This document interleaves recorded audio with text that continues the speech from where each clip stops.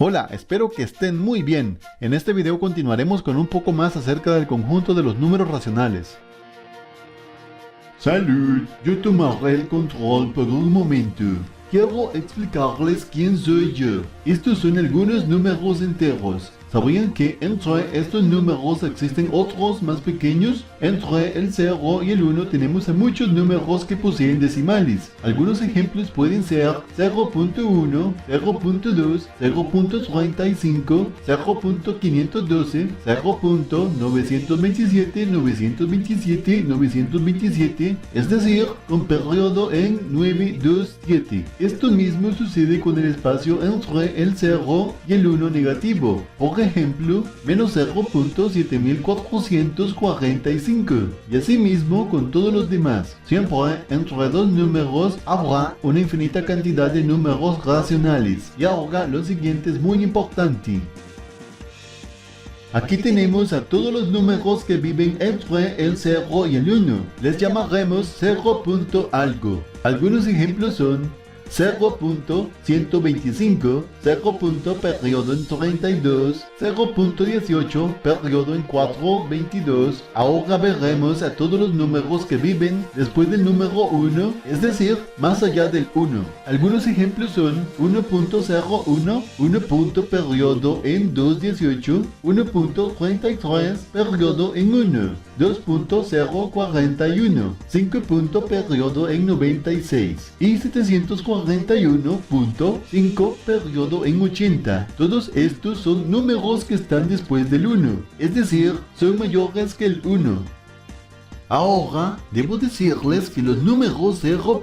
algo son fracciones propias. ¿Y qué es eso? Se estarán preguntando. Son las fracciones donde el número de abajo es más grandote que el de arriba. Algunos ejemplos son 1/2, 1/7, 5 onceavos, 74 sobre 75 y todos sus opuestos negativos también.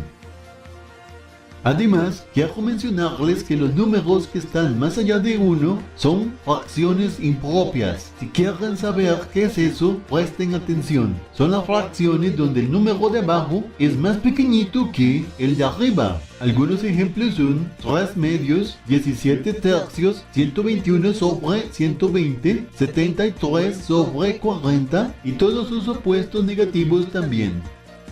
Antes de continuar, les voy a contar algo que quizá ya saben. Una fracción en realidad se trata de una división.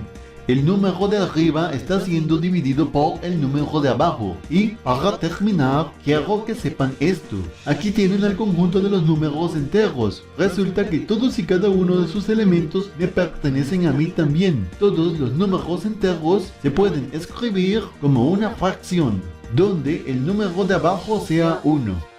Y esto es porque todo número dividido entre 1 da como resultado el mismo número.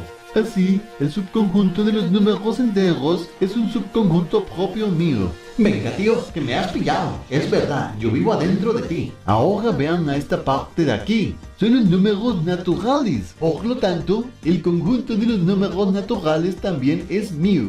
Como si no fuera suficiente tener que estar contenido adentro de los enteros, ahora debo estar adentro de ti también. Tú estás aún más profundo, pues estás dentro de los enteros, y los enteros a su vez están dentro de mí. Regresa a mi conjunto de los números enteros. ¡Madre mía! Tú también regresa al conjunto de los números naturales. Das Vidania. Es por esto que acaban de ver que todos los números enteros y naturales también son racionales. Ahora estoy completo y puedo separarme en otros subconjuntos propios míos. Por los poderes que obtuve de los enteros positivos, puedo formar al subconjunto de los racionales positivos. Y de igual manera, por los poderes de los enteros negativos, puedo formar al subconjunto de los racionales negativos. Y como el 0 ahora me pertenece, también es un subconjunto propio mío. Al unir a estas tres partes, aparezco yo.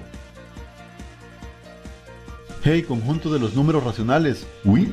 ¿Y qué hay de los números que tienen una raíz? ¿Te refieres a las radicales?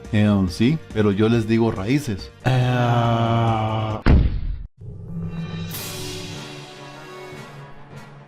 Recuerda darle me gusta al video si te gustó, suscribirte si aún no lo estás, eso es gratis, compartir el video para que otros lo puedan ver, por aquí te dejo otros videos que te pueden interesar y hasta la próxima.